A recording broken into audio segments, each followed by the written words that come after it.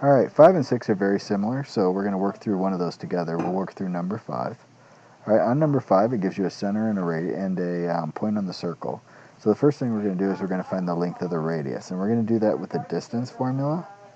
So we've got our change in x's, so that's going to be 9 minus -1 quantity squared, plus our change in y's, which is going to be 3 minus 8 quantity squared. All right, which is going to be a square root of 10 squared plus -5 squared. All right, and that's going to be a square root of 125.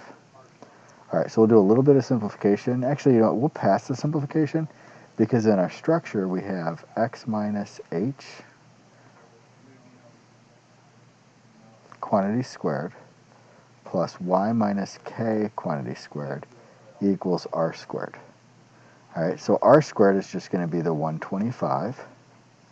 Our center was -1, 8, so we're going to have an x plus 1 quantity squared plus a y minus 8 quantity squared.